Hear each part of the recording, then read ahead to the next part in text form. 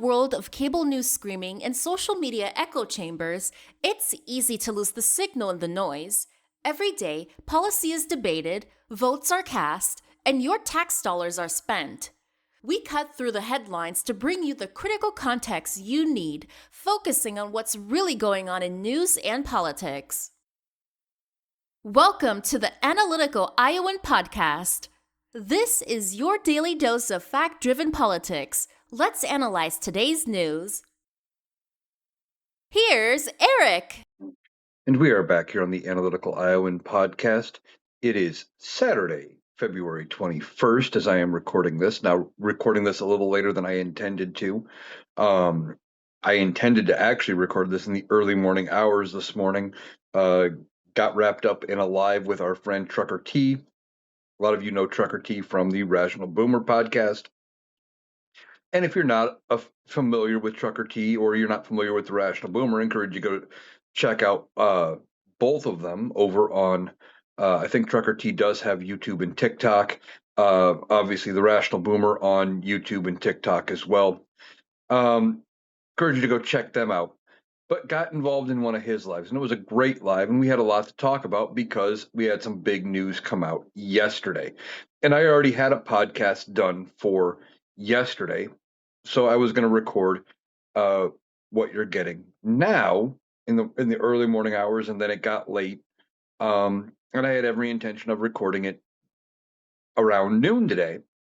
Well, I ended up getting called in to go to work early and cut into my recording time, so now I got to record it later than I ever intended. But I'm going to get this up, and I'm going to get it posted, and I'm probably going to turn around and also record Sunday's podcast probably pretty close after, and hopefully I can get them both up.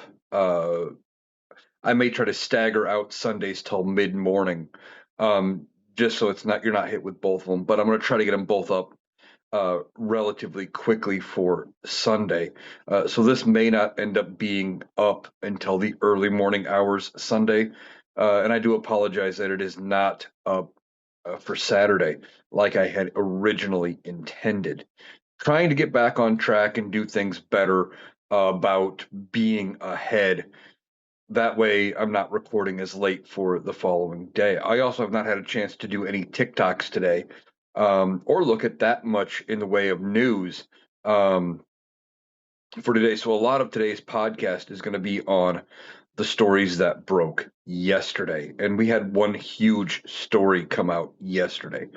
But before I get into that story, I want to talk about Trucker T's live for a minute. Now, I was on this live with Trucker T, and they were talking, the whole panel, we were discussing a lot of things, the tariffs, which I'm going to get into, and the Epstein files. And we were getting into other countries holding people accountable. Now, one of the things we got talking about with a creator, I believe goes by Gucci, I think, was from England. And we were talking about the fact that the British authorities had arrested Andrew Mountbatten Windsor, the former crown prince, or the former Prince Andrew. He is like eighth in line to the throne. He is the brother of King Charles. And we were talking about how serious of an event this is. And it is something like 400 or 500 years since the last time they have actually arrested a royal. Not only a royal, but somebody in line for the throne. This is a very, very rare occurrence and something that does not happen very often. The British people, they typically do not go after the royal family. They're given it a little bit of a level of immunity, and that they are usually left alone, even if they do commit horrible crimes, and which they shouldn't. But they proved by going after Andrew Mountbatten Windsor that nobody is above the law. Now, I was slightly wrong with what I was saying when I covered Andrew being arrested. Now, the way I understood it, the crime he was charged with is something about like misuse of public office or something like that. And according to the articles I had seen, they were talking about how this was having to do with classified information or national secrets or trade secrets, things like that, that uh, it came out in the files that Andrew had given to people, including Epstein or people connected to Epstein. Now, at least according to this other creator, and some other people on the live that knew more than I did, it sounds like what actually this charge is, it's more of an umbrella charge when it comes to um, charging people for that are public servants and things like that.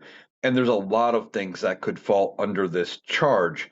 The penalty still could be up to life in prison, but they could end up bringing charges yet, or their proof of this charge could end up being that Andrew engaged in things with underage uh, people, girls maybe and boys, don't know yet, um, and that he's connected to Epstein for that side of it, and that may still get brought up.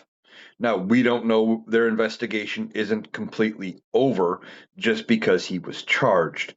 Now, the way I understand it from this conversation is that the British legal system works differently than the U.S. system. That our system is the police and law enforcement has to have their case ready to go because we have the speedy trial. Sounds like it could be months before Andrew sees a courtroom and actual charges. Um, and before this moves along, because the investigation isn't done, they found that there's enough to say, yeah, you probably did something, but their legal system does not work the same way ours does. So we will see what comes out from that.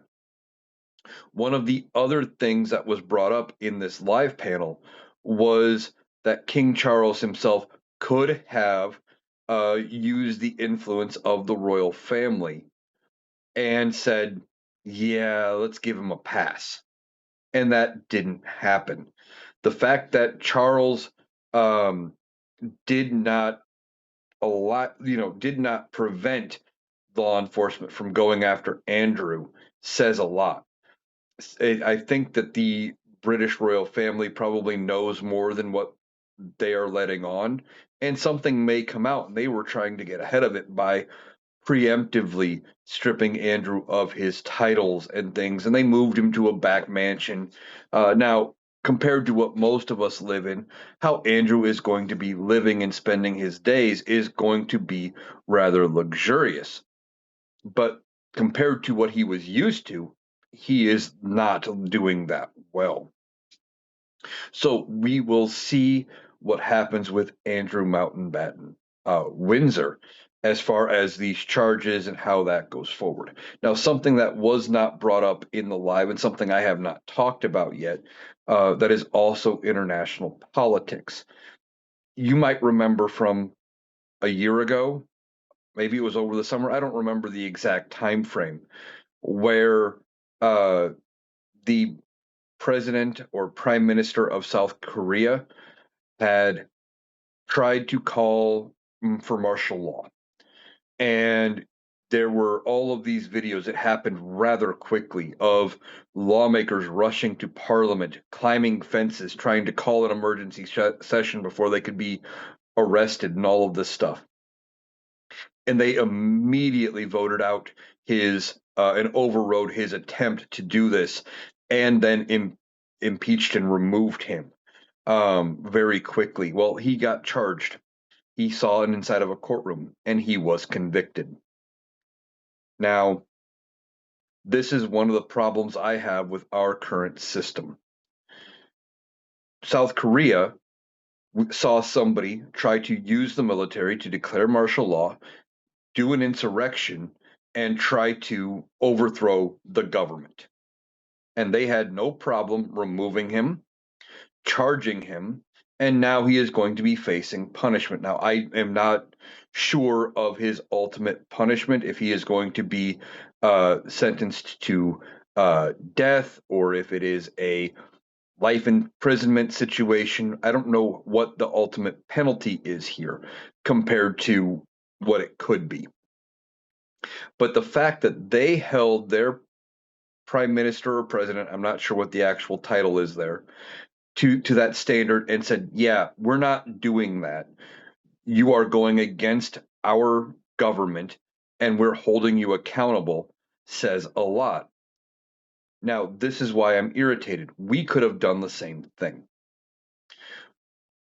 January 6, 2021, Donald Trump leads an army of his goons or directs an army of his goons to go down to the Capitol from the White House to fight like hell and to take their country back. They storm the Capitol, they're breaking windows, they erect a gallows, they're chanting, "Hang Mike Pence." They're looking for the Speaker of the House. They're looking for numerous members of Congress, and they are talking about executing people who were in line for the presidential succession. They could have taken out the vice president, the Speaker of the House, and the president pro tem of the Senate. The top three ranking people, the next three in line to be president if something would have happened to Donald Trump. And they went into Congress trying to prevent Congress from doing its job and certifying the election for Donald Trump. Now, they want you to believe that there was some kind of evidence. And I had a Trump supporter in one of my comment sections, and of course I blocked them because I block all of them.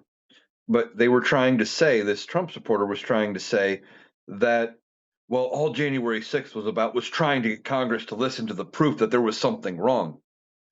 Donald Trump had 60 plus court cases, won none of them. I mean, I think he won a little bit of something in one case, and it was about allowing his observers in one of the polling locations to stand like 3 or 4 feet closer to where they were counting the ballots. That was like the only thing he won. He effectively won nothing. But this Trump supporter was trying to say it was about getting Congress to listen to the proof and that there was something wrong. They've never offered proof other than Donald Trump saying, I know I was cheated. But here's the thing. And you ever notice this with Donald Trump? One, first of all, he says this all the time. He says everything where he doesn't win is rigged and they're cheating against him and everything like that. He did it, when it came to, I think it was at the Emmys or the Oscars or whichever one is for TV, and he didn't get one for The Apprentice. And then he said it during the Iowa caucuses when Ted Cruz won the Iowa caucuses. The only reason that I lost was because they cheated. And then he went into the general election. Well, the only way Hillary could beat me is if she cheats. He always has a thing about them cheating if it looks like he's going to lose. Something to think about. But beyond that, somebody else I saw point this out. He claimed that the Democrats were going to cheat in 2020, or they did cheat in 2020. When he had the presidency, they controlled the Senate. He had the Department of Justice. He had the control of the FBI like he does now. So if there really was rampant cheating going on when he was in control of the federal government, what does that mean? What does that say? That is he incompetent? Are the people he put in place incompetent? They couldn't prevent it? And then he says that Joe Biden stole the 2020 election from him. Okay. And he did some bitching and moaning about the midterms, but they won the House. Then we get to 2024, and he was bitching and moaning the whole time about the election being stolen, and that they were going to steal, that the Democrats were going to cheat, and the only way he could lose, we had to make it too big to rig, and all this bullshit, right? But he wins. Notice he's not bitching about winning the 2024 election. Not really. He says things like, "Oh, we had a mandate and it was too big to rig," and all that bullshit. But he doesn't talk about it being about them stealing it when Democrats are in control. But he's back in control again. And once again, he's on this, we got to protect voting and we got to pass the SAVE Act. We got to do all this bullshit when Republicans are in control again. Weird how he didn't say that when somebody else was in charge of things, that the elections were invalid. No, he only says it, one, when he's in charge, and two, when he's afraid of losing. Now, we had an opportunity where I'm going with this, and I'm going to try to bring this together here. We had an opportunity after January 6th. Everybody involved should have been found out, investigated, tried, given due process, and they were given due process. But you're going to have the MAGA fucks saying, because when we talk about undocumented immigrants getting due process, they're going to say, well, where was the due process for the January 6th defendants? Because they don't know what the fuck due process is.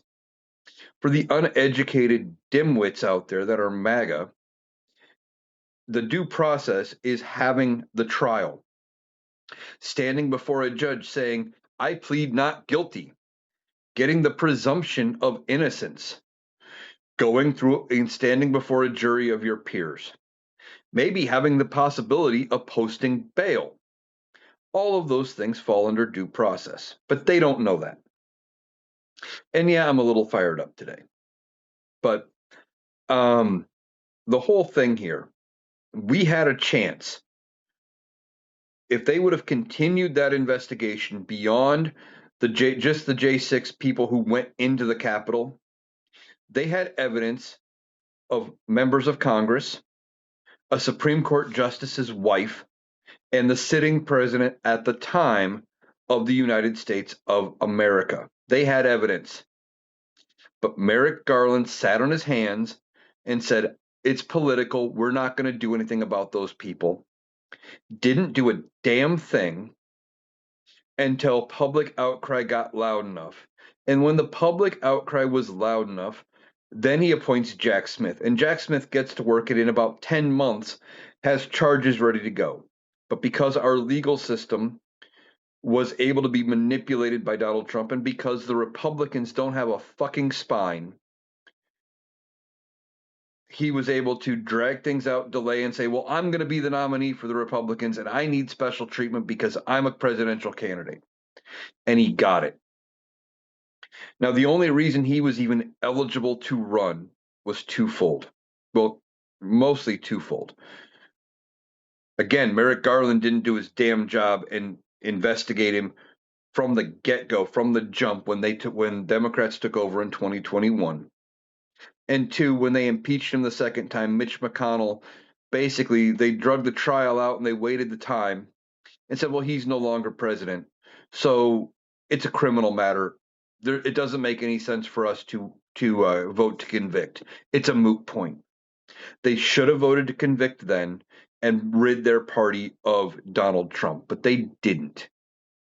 They said instead they thought the DOJ was going to fix their problem. The third tangential thing as to why we are where we are right now and where Donald Trump was allowed to get away with all of his bullshit and the courts weren't able to hold him accountable. You might remember going into primaries for 2024, Colorado said, you are disqualified because of 14th Amendment, Section 3. And it made its way all the way to the Supreme Court. Supreme Court said, nope, one state can't do that. One state court cannot invalidate him for the entirety of the country. They left a path open. They said nothing about federal courts. And guess what? Nobody fucking tried. There wasn't a court case that I saw. No court case got any media coverage that they tried to go through federal courts to say Donald Trump was guilty of violating the 14th Amendment for giving aid and comfort to insurrectionists or for being an insurrectionist. Somebody could have tried. Now, maybe somebody did and it went nowhere and it just never got any media coverage. That's entirely possible. And if somebody knows about that case, let me know in the comments. So maybe I'll get that information back out. But you see, these other countries are holding. In the case of South Korea, they held the guy who tried to commit an insurrection responsible. He was convicted. Andrew Mountbatten Windsor is now facing criminal charges for connections to Epstein. Could be for underage girls, could be for selling of state secrets. And Donald Trump himself was found to have had uh, all kinds of classified documents that he no longer had a right to in his property in Mar-a-Lago.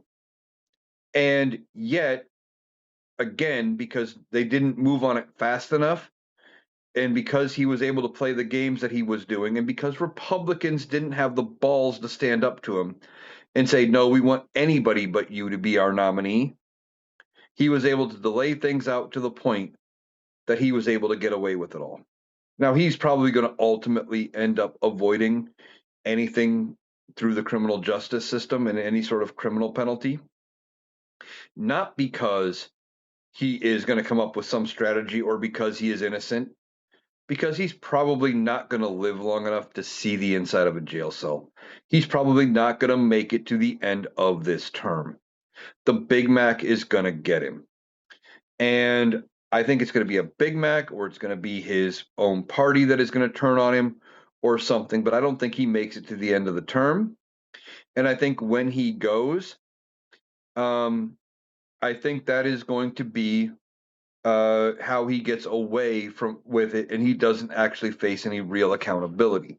Now, if you believe in a judgment after this life, maybe that is where he'll get his accountability. He talks all the time about how he's not going to go to heaven. Well, if it does exist, no, he's not going to go. Now, I don't think he lives to the end of his term. I just don't.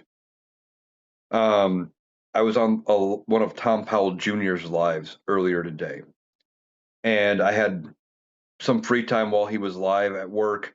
I was on a break, and I was sitting there listening to him. And for a few minutes, we were talking about the chance for Donald Trump to resign. And the question came: would Donald Trump resign? And Tom Powell Jr. is of the mindset that Donald Trump would never resign. Well, I think I think he probably won't. He could potentially, if enough people say it the right way and can convince him that the only way he permanently avoids the inside of a jail cell is to resign and to get pardoned by JD Vance. Now, I don't think he is going to make it to the end of his term. And I think we are going to be stuck with President JD Vance just to the end of 2028's general election. I think that's what's going to happen here. Now, JD Vance is smarter than Donald Trump, but that doesn't take much.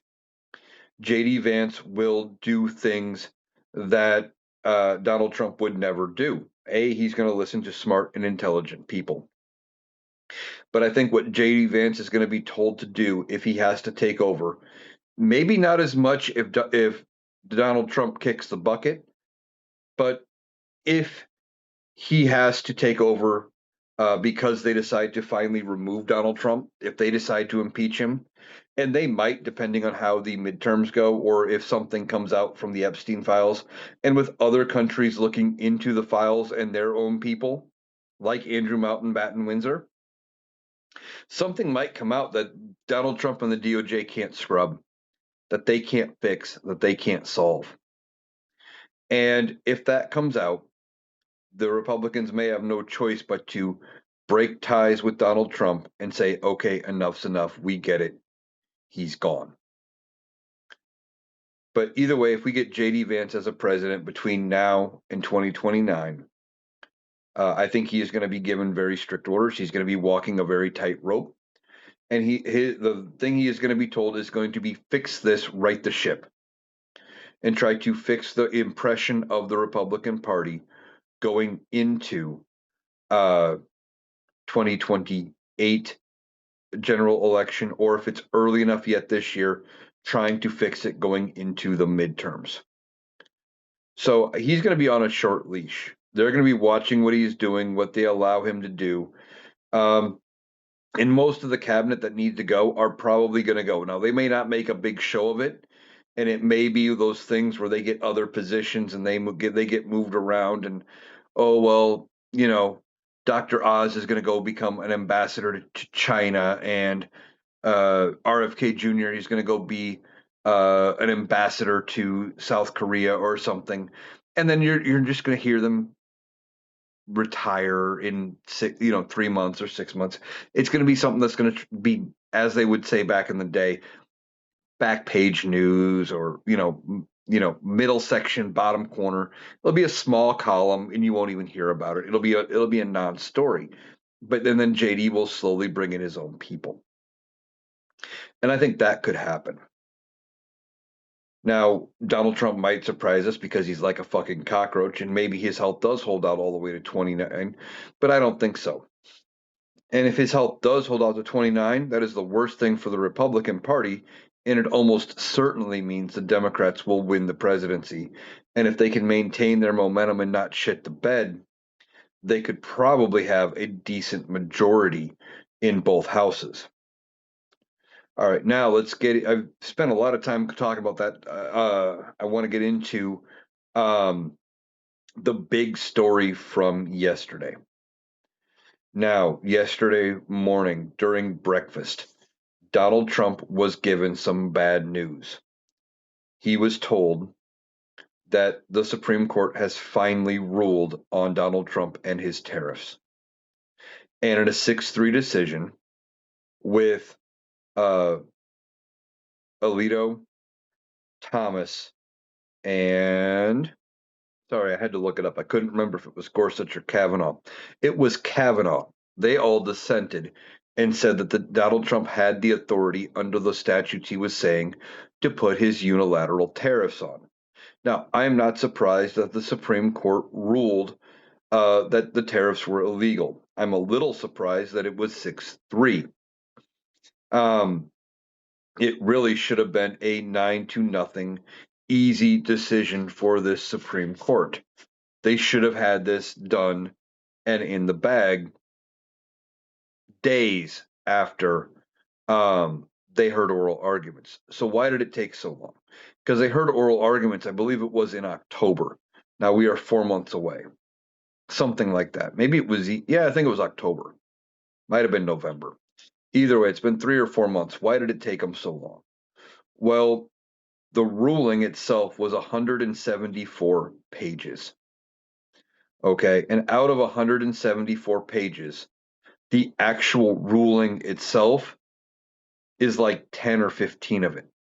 The rest is the concurring opinions and dissenting opinions from multiple justices. Now, how the Supreme Court works with its rulings, there are what is the majority opinion. Okay. The majority opinion is the part that actually matters to an extent. The majority opinion is what gives us the their decision, right? So in this case, this is where they say that Donald Trump, in no uncertain terms, did not have the power to impose those tariffs, and that no, he did not have the uh, power to do any tariffs in any dollar amount that he wanted. That is the gist of their opinion. Okay. So, what is a concurring opinion? Well, the concurring opinion is John Roberts wrote the main opinion. Now, any of the six besides Roberts, so the other five, can write a concurring opinion which says, we agree with the body of the opinion. But here's where we disagree with his interpretation.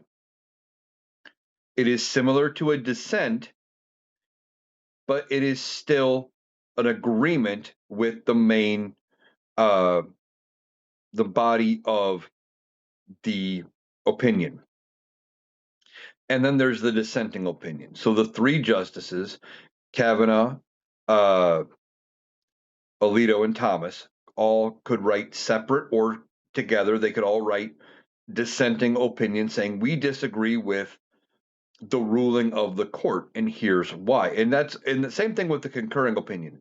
They write their reasonings and their rationale into it, and they post case law and things that they are looking at. Now, why does that matter?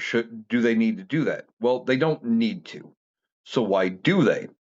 Because down the road, if a case like this ever comes up again, and it may never come up again, that the next set of justices on the Supreme Court, because there's no guarantee that the next case, I mean, the next case that involves a president trying to unilaterally put tariffs on and do stuff like this, maybe comes up in 100 years.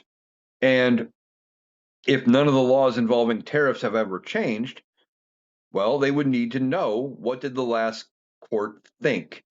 And even the main opinion does have uh, legalese where it points to statutes and things in their opinion saying, well, according to this law, it says this, according to the Constitution, article whatever, section whatever, it says this.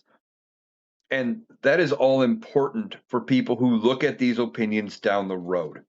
And the next time a case like this comes up, whoever is deciding it, whether it is a Supreme Court justice or a state or a federal judge or whatever, they can look at the laws and look at not only where the main opinion came from, but they can look at the concurring and the dissenting opinions and see where they thought things were slightly different and what changed. And maybe they interpret the laws differently. Now, that is all big picture stuff. So it took them a while. Now, one of the things I thought they were doing with this Supreme Court case was that they were trying to find a way to overturn Donald Trump's tariffs, but not uh, force him to return the money that had been taken. Well, I was kind of right. Now, I was kind of right because they didn't talk about the money at all. Basically, that is going to have to be decided later. Now, everything I was just talking about with the concurring opinion, the dissenting opinions, and all of it, there is stuff in both the concurring and the dissenting opinions that talk about returning the money. Now, when they go back and they look at this, and other court cases are going to come up, and I'm going to get to that in a minute. Well, probably a little, but I'm going to get to that before the end of the podcast. There are going to be other cases that come up about returning the tariff money. And what's going to happen with that? So they're going to be looking at the lines of statute and text and laws and things and trying to figure it out. So when the next judge looks at it, they're going to decide what to do with this money. Now, Donald Trump was at breakfast. It was the governor's breakfast where he got together with a lot of the nation's governors. I don't know how many, if it was just Republicans or if it was all of them. I don't know which governors were there. And if Iowa's Governor Kim Reynolds was there, well, longer she's out of the state, the better. Can't stand her. But anyway, he gets the news, and all he could say about it was these fucking courts. Something's got to be done about it. Now, what? Fuck if I know what his plan is. But he was not happy. He called it a disgrace, and they planned a uh, press conference for later that day. So he gets to the press conference. He calls it a disgrace. Um, he calls into question the patriotism and the competence of the three justices, well, the six justices that sided against him, but mainly the three Republican or conservative justices that sided against him: Roberts, Gorsuch, and Amy Coney Barrett. Now, Donald Trump, in his mind, I guarantee you, was thinking that he appointed Gorsuch, he appointed uh, Barrett, that they should be loyal to him and should have agreed with him. And if they would have, well, guess what? His tariffs stand. So he's all pissed. Now, they were looking at other sections of law and code, one of which was pointed out by Kavanaugh, I believe, in the opinion. And I keep looking at the list I've got here of who agreed and who dissented, because for some reason I can never get them straight between Kavanaugh and Gorsuch. I get them backward all the time. But anyway, they were looking at it, and they have varying ideas of how he can still implement his tariffs. And one of the things they were looking at is uh, an older law from, I think it was the 1930s, that says in times of emergency or whatever, that the president can put tariffs of up to 15% for 150 days, 5 months. Now, I thought initially with what he was doing with the tariffs was this law. Now, I didn't know initially that it only had a cap of 15%, but I thought all of these other tariffs were only going to have a 150-day limit and Congress was going to act. But no, that's not what he was doing. He was going unilateral. And he comes out in this uh, press event, in this press conference, and says, we're going to put 10% tariffs on everybody in the world, on every product, period. Well, 10% is still lower than what we were paying. And in 5 months, they drop off, and Congress has to approve it. And I don't think they're going to approve it because 5 months from now, we are at, what is today? February 21st. So you're looking at March, April, May, June, middle of summer. You're looking at July. Well, July is only 100 and some days away from the election. And if the economy is still in the shitter because of Donald Trump's tariffs, Republicans aren't going to want to aren't going to want to back that. So that's what he's going to do, or that's what he says he's going to do. Now, as far as what he thinks he can do with the courts, I have no idea. Is he going to try to shake up the Supreme Court? Now, he could try to pass something to expand the court. I don't know that the Republicans would want to do that. They could do it with a simple majority. For that matter, so could the Democrats. The Democrats could expand the court with a simple majority. Because it's not constitutionally protected that says we have to have 9. It just has been the norm for the last 100 plus years, I think, 120 years, something like that. Now, we could always change it. And a lot of people think we should go to 13, one for every district court. We have 13 district courts right now. Would make sense to go to 13. And I'm okay with that, but I don't think that's what Donald Trump is going to do. Now, could he try to impeach and remove a Supreme Court justice? Yeah. Has it ever been done? No. It would take a simple majority in Congress or in the House to actually bring charges against a justice, but it would take 67 senators. The Republicans nor the Democrats have enough senators on their own. They would need to go across party lines. That's one of the things. That's why the bar is so high. They didn't want it to be a thing where it was easy to do.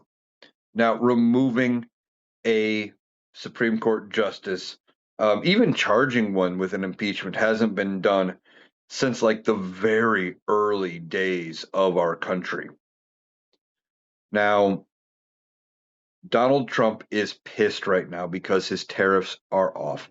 And they're looking for other ways. Like I said, they're looking for ways to make the tariffs still happen.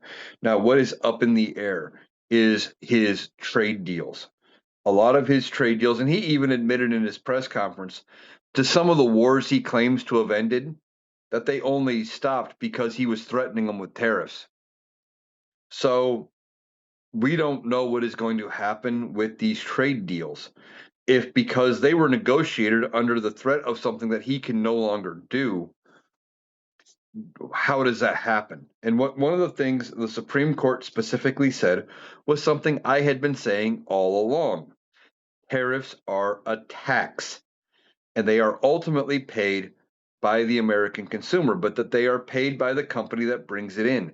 Donald Trump still believes when he puts a tariff on goods coming from China that the money comes from the Chinese treasury, and it doesn't. It comes from Walmart or Home Depot or Lowe's or Best Buy or whatever manufacturer you can think of, whatever company you can think of.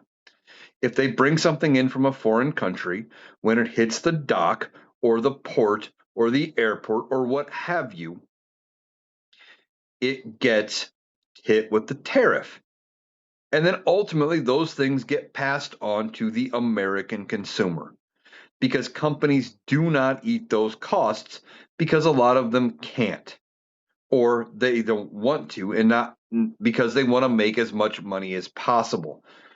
So if they can pass it on, you know, they're going to.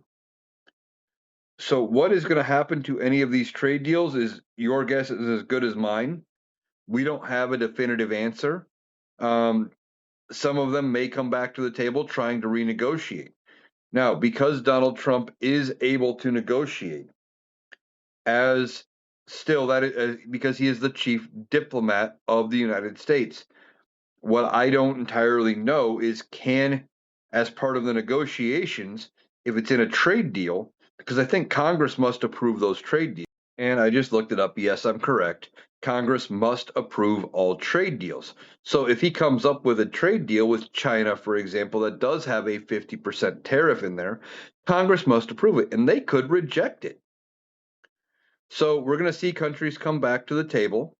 Some of them are going to try to renegotiate. And basically, it means all of the deals Donald Trump has made are null and void.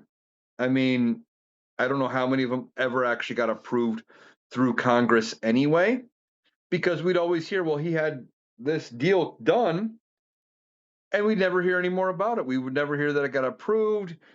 And even the countries involved, like if it was China or whatever, they'd say, oh, yeah, well, we're in talks. They never confirmed that they had agreed to the deal. But Donald Trump would declare victory because that's how he operates. Donald Trump is always trying to declare victory to make himself out to be the hero and the tough guy. So Donald Trump pissed off his tariffs are overturned. Now I was talking earlier about the money. Said I'd get back to it. Well, I'm getting back to it. Multiple states, including California and I believe Illinois, are suing the federal government to get the tariff money returned. Now, they're trying to get it returned to the taxpayer because we know ultimately the taxpayer is the one who pays the tariff. Now, I don't know if that is going to work, but they're suing, trying to get, and I heard something around the neighborhood of $1,700. Now, I don't know if that's legit, and I don't even know if that's possible. Thing is, we've heard so many figures in different figures about how much money has been collected by the tariffs. It sounds like the actual figure is only about 134 billion. Now, I say only in 134 billion, and you're going to say, well, that's a lot of money. It is. But considering Donald Trump at one point, I think he said we had raked in 18 trillion from his tariffs. By comparison, 134 billion isn't that much. And he threw multiple numbers around. We'd heard 600 billion and we'd heard hundreds of billions within, months of taking it in and everything else like that. So we don't know exactly how much is in there, but they are suing, trying to correct that. Multiple states are trying to get the American people tax money back, the tariff money back. Now, is it going to work? Again, have no idea. We're going to have to see how it plays out in court. Now, the Supreme Court did not touch on how this has to be handled. What I thought was going to happen is that these businesses are going to be suing, trying to get the money back on their own behalf, and they may. And if they do, their prices aren't going to come down at all. Why? Because they have they're going to put it on the bottom line. They're going to call it profit. And then they're going to turn around and give their executives and their CEOs and their board, profit margins, and they're going to give them bonuses, and they're going to give them stock options, and they're going to use the profit bonus for stock buybacks and all sorts of things to make the company and their top CEOs more money, all while not lowering any prices for the American consumer. What is getting me here is that we are now paying way higher prices because of this administration. Now, something else that was brought up I saw in somebody else's video, I think it was Tom Powell, was this question that a Trumplefuck asked, said, are you going to complain about how, or are you going to talk about how Biden ruined the economy? They have nothing to point at to show Biden ruined the economy other than higher prices. We can prove to you how the prices went up. We can prove how the gas prices went up because of Donald Trump's deal with OPEC nations, et cetera. We can do all that. They don't understand it. They don't want to understand it. They just want to blame Obama. So they do. Or not Obama, Biden. Well, they blame Obama too, don't get me wrong. They can't stand him. I mean, we got Donald Trump because they were pissed we had the nerve to elect a black man. But anyway, you know, Joe Biden didn't have policies that wrecked the economy. Could they have focused more on day to day economy? Yes. But because they were looking big picture economy, and those numbers were great by comparison. He brought us back from the brink of the economic ruin of COVID. He added 16 million jobs over the course of his presidency, and where it's looking like Donald Trump is once again going to be costing us jobs. He did, we were the fastest country to recover from COVID and get our inflation back down. But people still remember prices being high, so they blame Joe Biden. And we can point to policies like these tariffs that are now ruled illegal that ruined the economy. We can point to it. We can show it. The Republicans can't do that. The MAGAs can't do that with Joe Biden because it doesn't exist. So when it comes to these tariffs and these rebates, are they going back to the American consumer? I have no idea. Are they going back to the companies? That would be my guess, but again, I don't know. Now, Donald Trump had been promising tariff rebate checks, and the numbers never lined up to make it work the way he said. Now, if they've only collected $134 billion, and he said he was going to give rebate checks of $2,000 to every American, there's 330 million Americans. That means they would have had to have collected 660 billion dollars to break even. But what we find out is that no, they actually only collected, what would that be? Not even 25%, about 20% of that number. So they never even had the money collected to even come close to what Donald Trump claimed they were going to give in this rebate check. It's like the Doge checks, right? We had heard for months that, oh, look at all the savings that Doge was finding. They were finding this and they were gutting that and they were doing this, that, and the third. Then what MAGA never heard because Fox never told them was that on the back end, well, they fired a bunch of people from like the Nuclear Oversight Committee or whatever it's called. That was the group that maintained the nuclear weapons for the federal government. But they were the people who did the maintenance and stuff that got fired, that they had to hire back, and some of them at raises to get them to come back because they couldn't find anybody cheaper off the street and people who knew how to handle those systems.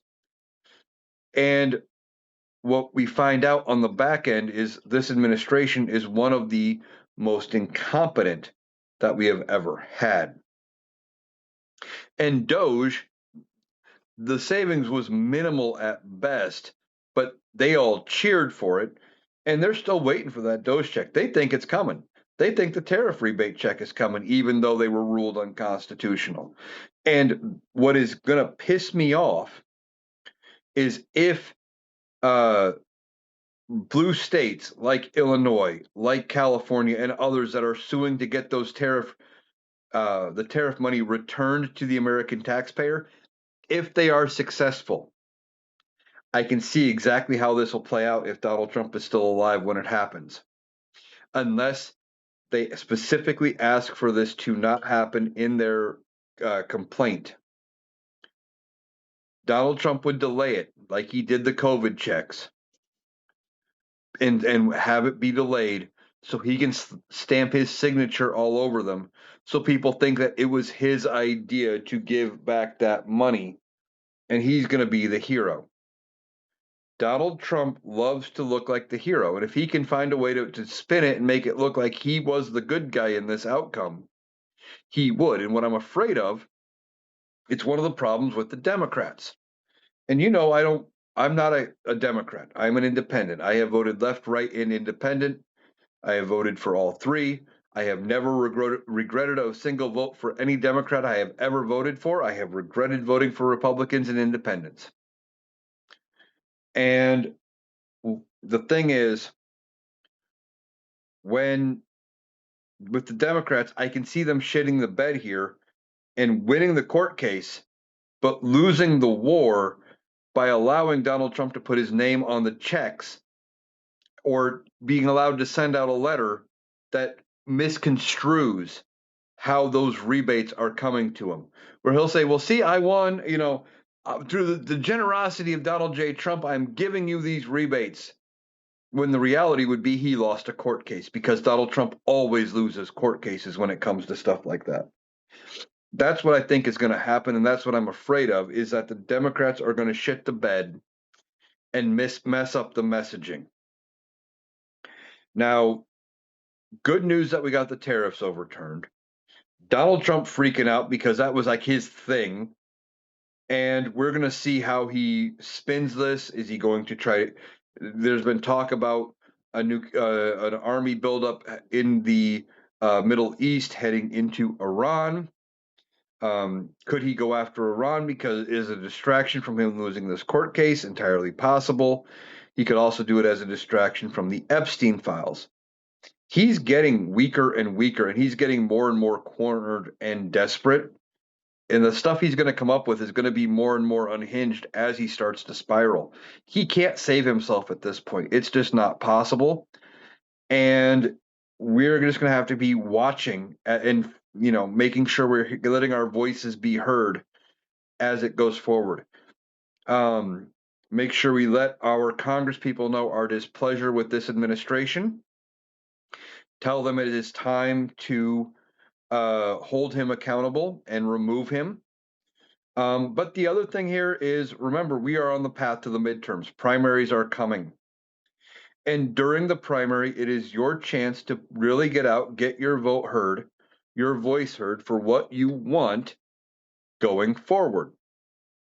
Push for the candidate you like in the primary.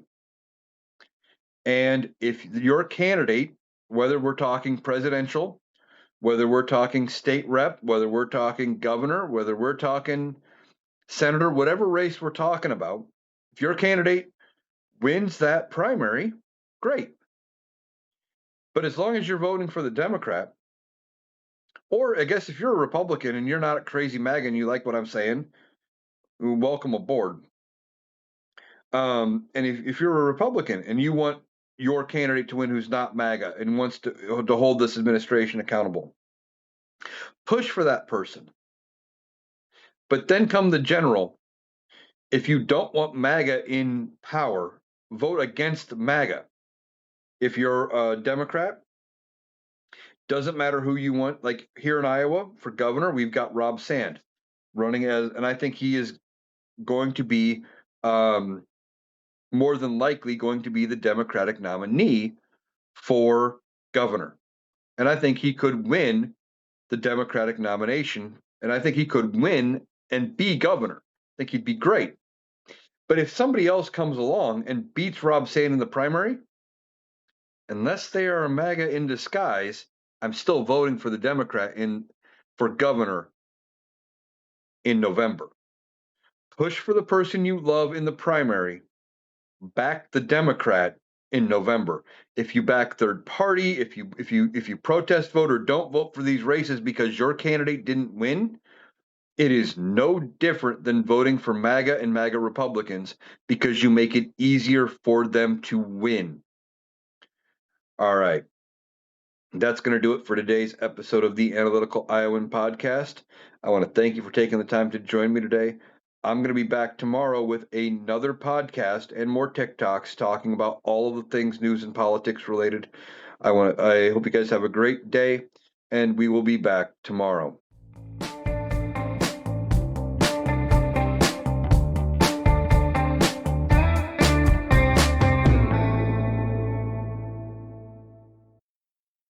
That was Eric. That does it for our analysis today. If you appreciated us cutting through the noise to get to the critical context, please make sure you're subscribed to the Analytical Iowan podcast on Spotify and YouTube. We'll be back tomorrow. Thanks for listening.